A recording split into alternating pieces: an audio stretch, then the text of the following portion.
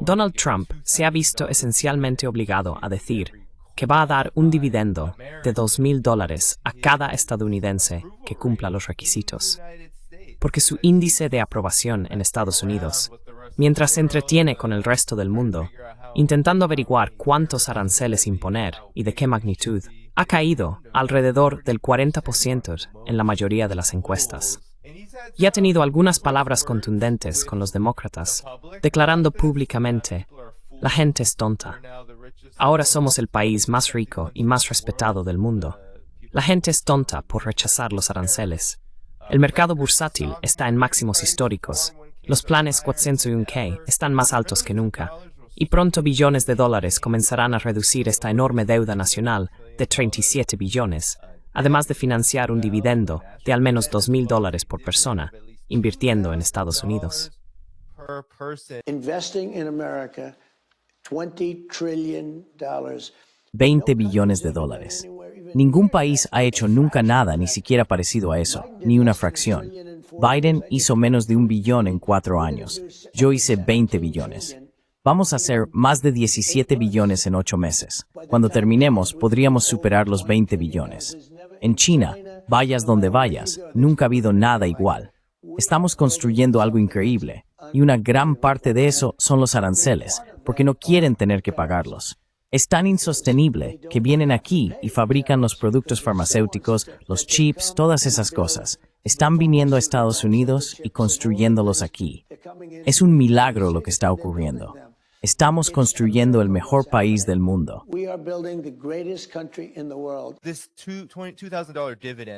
Ese dividendo de $2,000 que tuvo que anunciar parece un movimiento muy aleatorio, casi desesperado.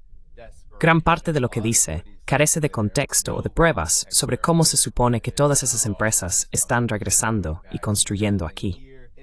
A mi juicio, los aranceles eran principalmente un arma de política exterior y ahora se están justificando como un salvador de Estados Unidos. Y como diría Scott Bessent, se trata de seguridad nacional. Trump miente constantemente. Trump just constantly lies. It's pathological. I mean, obviously. Es una locura, es patológico. Quiero decir, obviamente, prácticamente todos los políticos estadounidenses mienten. Los demócratas también mienten. Pero en el caso de Trump, es simplemente impactante. No tiene ninguna relación con la realidad. Realmente muestra esta idea de que la estrategia consiste en repetir una mentira tantas veces que la gente acaba creyendo que es verdad. Y todo lo que Trump dijo ahí, en ese tweet o en esa publicación en su página web, es completamente falso. Todo es falso. En primer lugar, la inflación está aumentando, según los datos del gobierno de Estados Unidos, los datos oficiales. Dijo que no hay inflación. Ni siquiera dijo que la inflación esté bajando, dijo que no hay inflación, lo cual es objetivamente falso. Es una locura.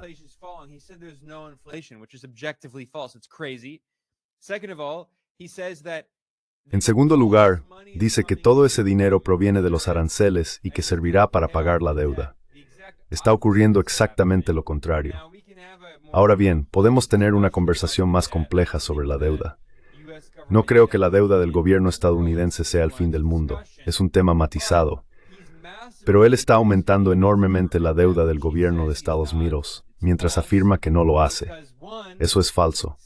Parte de los ingresos proviene de los aranceles, que son una forma de imposición regresiva contra los estadounidenses de clase trabajadora. Son ellos quienes pagan esos aranceles. Trump ha repetido constantemente otra mentira, diciendo que otros países pagan los aranceles. Eso no es cierto. Es una mentira. Los importadores estadounidenses son quienes pagan los aranceles.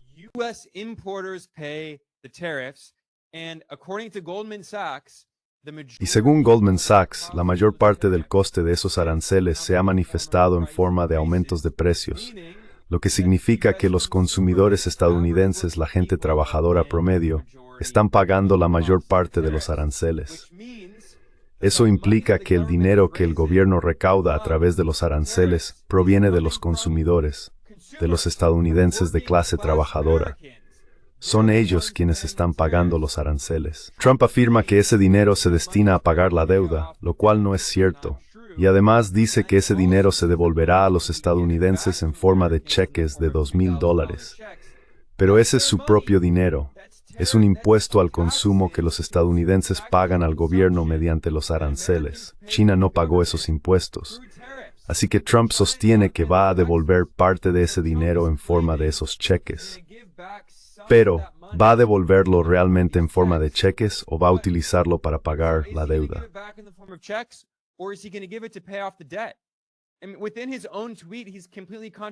Y dentro de su propio tweet es completamente contradictorio. No se pueden hacer ambas cosas.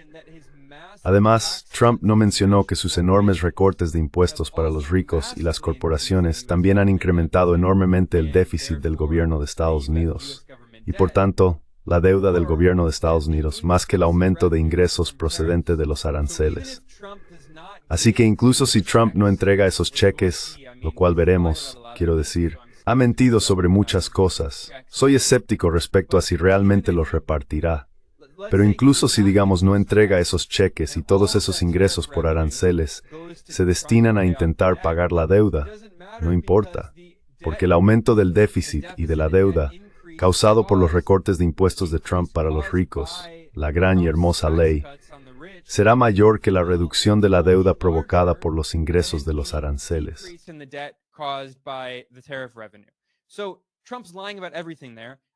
Así que Trump está mintiendo sobre todo eso. Otra mentira es esta idea de que Estados Unidos se está reindustrializando. Según los datos oficiales del gobierno estadounidense, Estados Unidos no se está reindustrializando. Si se observa el índice manufacturero ISM y el empleo en el sector manufacturero, ambos han estado cayendo. En cuanto al empleo manufacturero este año, irónicamente, en enero y febrero, según los datos del gobierno estadounidense, hubo un ligero aumento en los puestos de trabajo del sector manufacturero en Estados Unidos. Pero desde que Trump impuso sus aranceles en abril, el empleo manufacturero ha caído significativamente, porque muchas empresas no quieren invertir en Estados Unidos, a pesar de las afirmaciones de Trump en sentido contrario, ya que existe mucha incertidumbre en torno a los aranceles.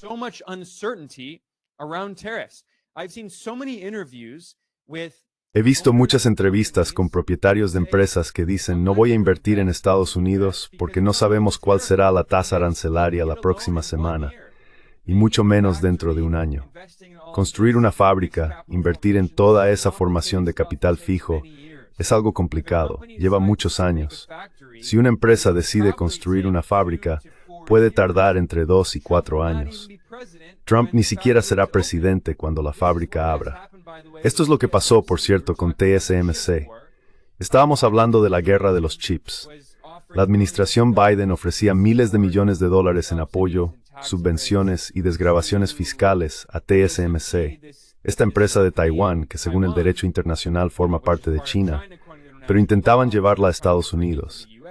Así que empezaron a construir esas fábricas en Arizona, en el desierto, y se retrasaron considerablemente.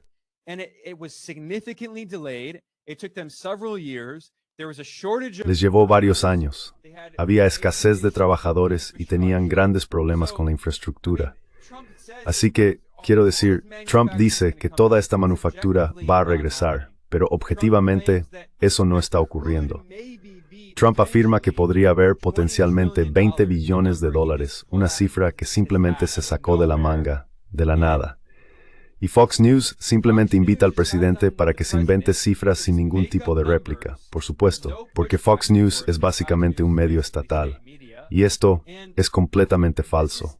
Es una mentira. Todos los datos independientes y objetivos muestran exactamente lo contrario. Está ocurriendo justo lo contrario. La inflación está aumentando, los empleos manufactureros están disminuyendo, la producción manufacturera está cayendo y la inversión no se está produciendo.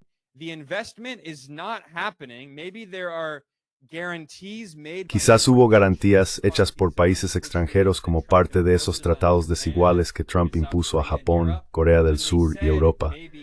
Dijeron que tal vez invertirían en Estados Unidos, pero decir que lo harán no es lo mismo que invertir realmente.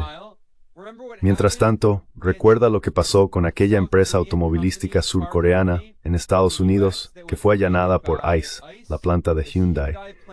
Esto se convirtió en un gran problema en Corea del Sur. Fue una cuestión de dignidad nacional para esos trabajadores surcoreanos, esos ingenieros que fueron humillados por ICE. Luego la administración Trump intentó convencerlos de que se quedaran y casi todos se marcharon. Creo que solo un trabajador surcoreano decidió quedarse.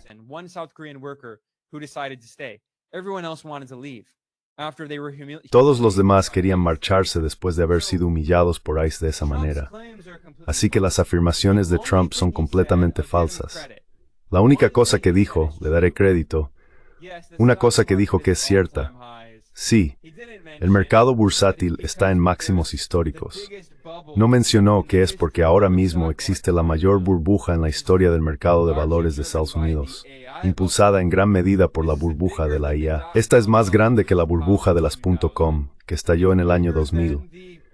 Es más grande que la burbuja que estalló en 1929 y que alimentó la Gran Depresión. Así que Trump tiene razón en eso. Pero esto siempre ocurre con el gobierno de Suznos. Sus políticas benefician a Wall Street a costa de Main Street, que es exactamente lo que Trump ha estado haciendo. Beneficiar a Wall Street a costa de Main Street.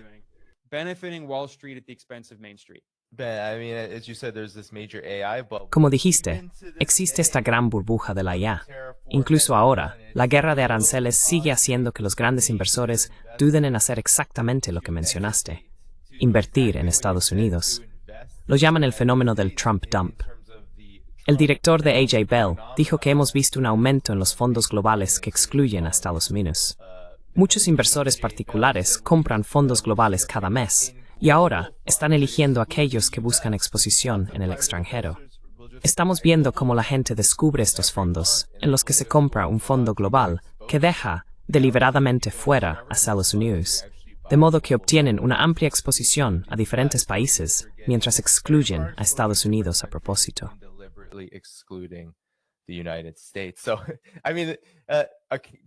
Quiero decir, excluir a Estados Unidos apareció 3 veces en una cita muy corta. Ese parece ser el fenómeno. Y cuando mencionaste antes la deuda de la manufactura, bueno, cualquier persona común en Estados Unidos puede mirar por la ventana o preguntar a alguien que esté buscando trabajo ahora mismo si la manufactura está en alza. La mayoría dirá, ¿qué significa eso siquiera? Ninguno de los empleos está en la manufactura y los puestos de trabajo están disminuyendo en Estados Unidos. Así que no solo se suponía que los aranceles iban a ser un arma de política exterior, y fracasaron estrepitosamente, especialmente en relación con China, sino que ahora también están fallando y teniendo un fuerte efecto negativo dentro de Estados Unidos. Y nos estamos acercando a las elecciones de mitad de mandato. ¿Qué opinas?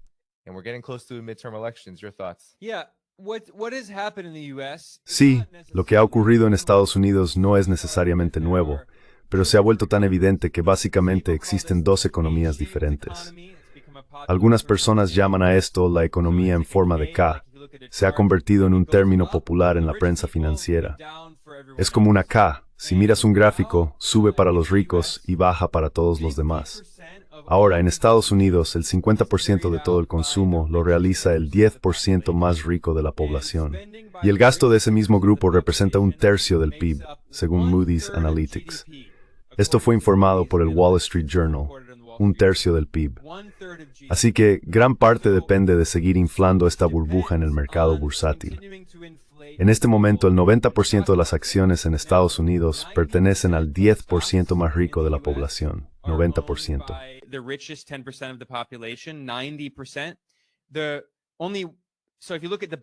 Así que, si observas al 50% inferior de la población de Estados Unidos, solo poseen un poco más del 1% de las acciones, un 1% en manos del 50% y un 90% en manos del 10% más rico. Está claro que esta burbuja beneficia a los ricos y que las políticas del gobierno estadounidense están orientadas a seguir inflando estas burbujas de activos, incluida la burbuja bursátil y la burbuja inmobiliaria. Eso incluye la disparatada propuesta de Trump de una hipoteca a 50 años, de la que se puede hablar, una política absurda que en realidad beneficiaría a los bancos y prestamistas a costa de las familias estadounidenses promedio, que tendrían que pagar más del doble en intereses en comparación con una hipoteca a 30 años, y estarían endeudadas hasta su muerte. Esta no es una política a favor de la clase trabajadora, es una política a favor de Wall Street. En cuanto a la reducción de borrowers, hay algunas razones para ello.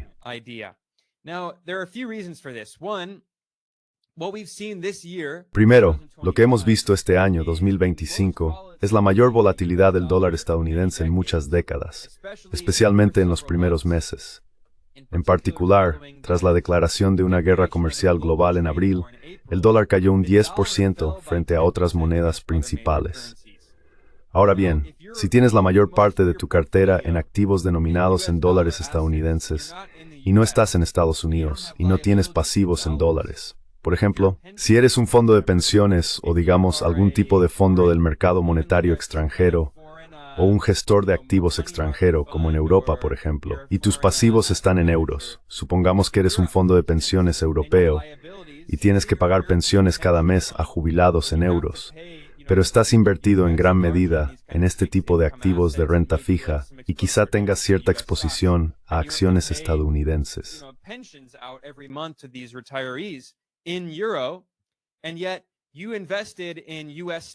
Y sin embargo, has invertido en acciones y bonos estadounidenses. Aunque los mercados de acciones y bonos de Estados Unidos no hayan caído significativamente, si el dólar cae un 10% frente al euro, de hecho, cayó aún más frente al euro, quizá alrededor de un 15%. Eso significa que incluso si estás ganando dinero con tus inversiones en acciones y bonos estadounidenses, probablemente sigas perdiendo dinero a menos que esos rendimientos superen el 20%, lo cual no ocurre especialmente con los bonos. Tal vez estés obteniendo un 4% anual.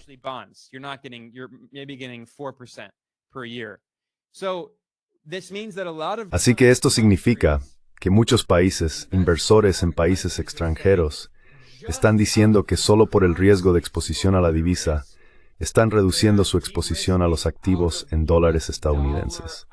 No al 100%, y desde luego no saliendo del mercado bursátil, porque también pueden ver esta enorme burbuja en la bolsa en la que han invertido. Aunque muchos de ellos empiezan a preocuparse un poco por eso también. Así que el primer riesgo es el riesgo de exposición a la divisa. El segundo riesgo es el riesgo del mercado bursátil. Mencioné que el mercado bursátil estadounidense está en la mayor burbuja de la historia y que existen valoraciones desorbitadas de las grandes empresas tecnológicas.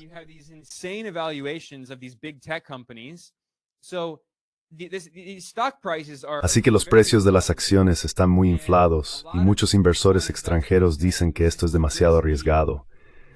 Podría haber una caída muy seria o incluso un posible colapso, algún tipo de gran corrección en los precios de las acciones. Así que están reduciendo riesgos porque es demasiado caro. Y luego hay que añadir el tercer riesgo, que es el efecto Trump. El hecho de que Trump podría despertarse mañana y anunciar alguna nueva política disparatada que podría hacer que el dólar volviera a caer mucho, lo que podría provocar el colapso del mercado bursátil. ¿Quién sabe siquiera qué anunciará Trump a continuación? Así que hay una variedad de razones por las que estos inversores extranjeros están reduciendo riesgos.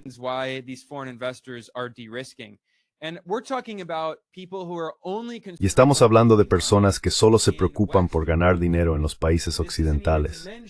Eso sin mencionar siquiera el riesgo geopolítico. Si estás en China o en la India ahora, que se enfrenta a aranceles del 50%, o en Rusia, o ya sabes, en otros países de los BRICS que temen ser los próximos en ser sancionados por Estados Unidos, su reducción de riesgos es aún mayor. Están especialmente preocupados cuando se observa a China. China tiene un enorme superávit comercial. Tienen un exceso de dólares. Anteriormente, muchos de esos dólares se destinaban a la compra de deuda del gobierno estadounidense, valores del Tesoro de Estados Unidos, lo que ayudaba a sostener el mercado del Tesoro estadounidense y permitía al gobierno de Estados Unidos endeudarse a bajo coste y seguir acumulando deudas cada vez mayores.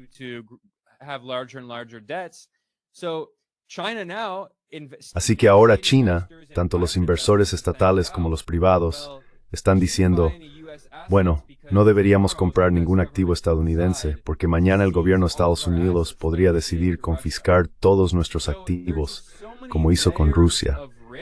Así que hay tantas capas de riesgo que no merece la pena poner todos los huevos en la cesta de Estados Unidos. Si observas el imperio estadounidense, una de las armas más poderosas que tiene es el sistema del dólar. El ejército estadounidense sigue siendo bastante poderoso, pero hemos visto en Ucrania, en la guerra por delegación, que el complejo militar industrial de Estados Unidos no ha sido capaz de derrotar a Rusia, inundando Ucrania con armas producidas casi en su totalidad por contratistas militares estadounidenses. Estas corporaciones con fines de lucro del complejo militar industrial no han sido capaces de derrotar a Rusia.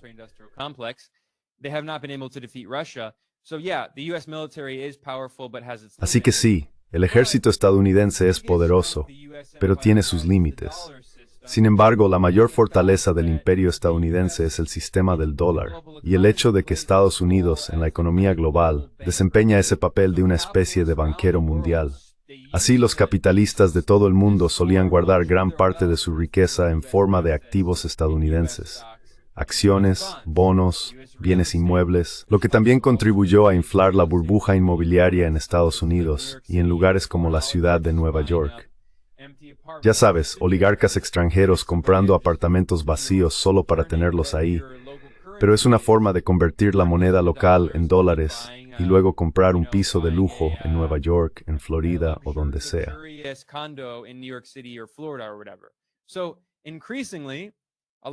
Así que cada vez más, incluso esas personas, esos oligarcas y capitalistas extranjeros, están reconsiderando eso. Por una variedad de razones, las inversiones en Estados Unidos ya no resultan tan atractivas como en el pasado. Este es un cambio enorme. Y con el tiempo, no digo que vaya a suceder de la noche a la mañana, esto seguirá erosionando el poder del imperio estadounidense, su control sobre el sistema financiero internacional, a medida que el dólar se debilite. No va a desaparecer de un día para otro. Pero lo que estamos viendo es un orden financiero más multipolar, en el que el dólar ya no es el único protagonista, y muchas instituciones financieras internacionales están reduciendo su exposición a Estados Unidos en general. La administración de Trump ha combinado de manera muy evidente la guerra económica, las políticas de guerra económica, como los aranceles, las prohibiciones de exportación y demás, la guerra tecnológica, todo ello, con la seguridad nacional, de forma muy abierta. Y aquí está Scott Bessent articulando esto. Entrar al principio y luego, a medida que reequilibramos, que es el objetivo aquí, devolver los empleos manufactureros bien remunerados a Estados Unidos, acabará convirtiéndose en ingresos fiscales nacionales. Ya sabes, el presidente Trump ha luchado constantemente por el trabajador estadounidense, y estamos viendo billones en inversiones en Estados Unidos que no habrían ocurrido sin los aranceles. Además, la otra cuestión es la autoridad que utiliza, llamada IEPA, y usó esa autoridad de emergencia para llevar a los chinos a la mesa de negociación y detener los precursores de las drogas de fentanilo.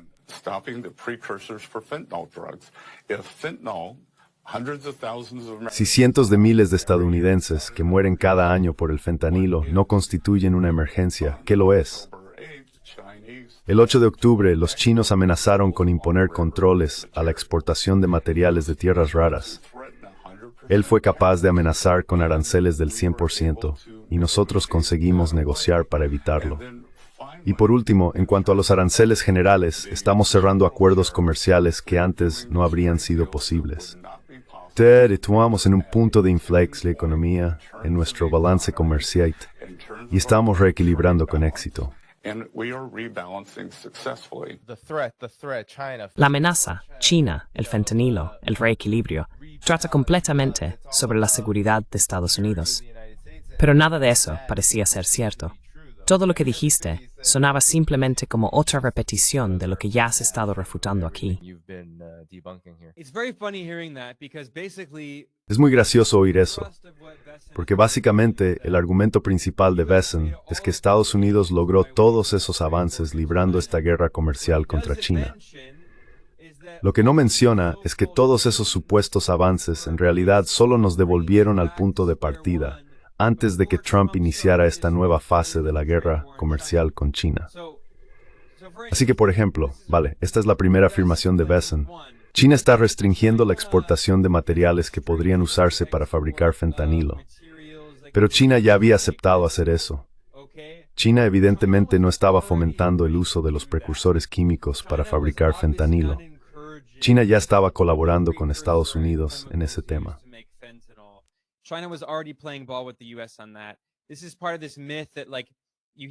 Esto forma parte de ese mito que difunden esos halcones desquiciados en Estados Unidos, que afirman que China quiere que la crisis del fentanilo y de los opioides en Estados Unidos empeore. Completamente falso. Así que eso no supone realmente ninguna ganancia. China simplemente está diciendo que va a hacer algo que ya estaba haciendo. Trump hace esto constantemente, cambia las reglas del juego y luego proclama la victoria porque otro país reafirma algo que ya estaba haciendo. Lo ha hecho muchas veces con México. Trump amenaza a México y entonces la presidenta Claudia Sheinbaum dice, de acuerdo, vamos a restringir el fentanilo, algo que ya están haciendo, y luego Trump dice victoria.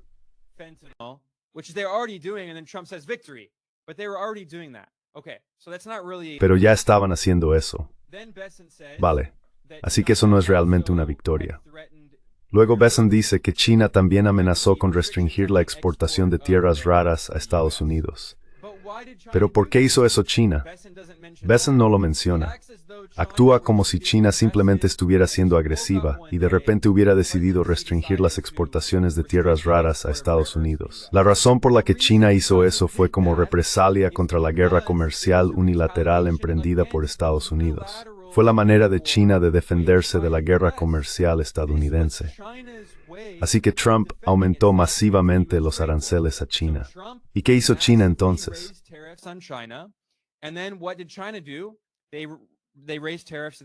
Aumentaron los aranceles a la misma cantidad. Luego Trump anunció varias formas de restricciones a la exportación y añadió empresas chinas a la lista de entidades, lo cual constituye una forma de sanción. China respondió con las restricciones a las tierras raras. Así que, cuando la administración Trump aceptó volver al punto de partida, reducir esos aranceles y sacar a esas empresas chinas de la lista de entidades, como la empresa matriz de Nexperia, ¿qué hizo China? Anunció que ya no restringiría la exportación de tierras raras. Así que, literalmente, hemos vuelto al punto en el que estábamos al principio antes de que Trump intensificara esta guerra comercial con China.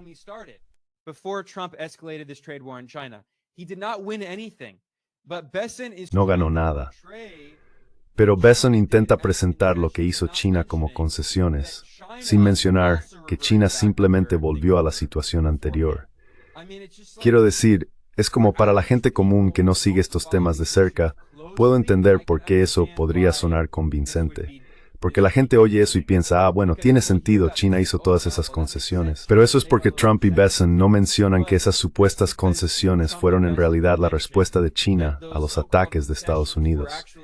Estados Unidos puso fin a sus ataques, así que China retiró la medida que había tomado en defensa propia. Otra cosa que dice Bessent ahí.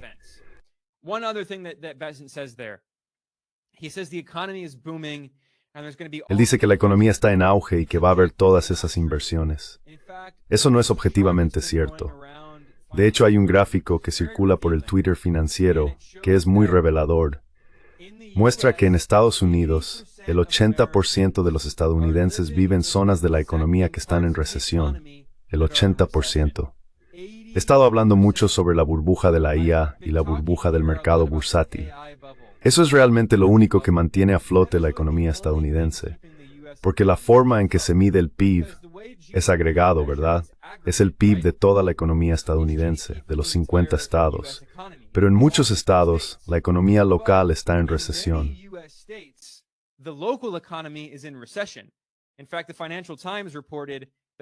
De hecho, el Financial Times informó que alrededor de un tercio de los estados de Estados Unidos están en recesión o cerca de ella. Así que sí, el auge de la inteligencia artificial está impulsando el crecimiento en lugares como California, donde se encuentra Silicon Valley, o Texas, donde se están construyendo muchos de estos centros de datos. Pero si estás en el cinturón del óxido, si estás en Ohio, probablemente estés viviendo una recesión. Así que la administración Trump habla de lo bien que supuestamente va la economía, Pero una vez más, a los ricos les va de maravilla. Si tienes acciones, te va de maravilla. Por eso el 50% del consumo en Estados Unidos, de ese gasto, proviene del 10% más rico de la población.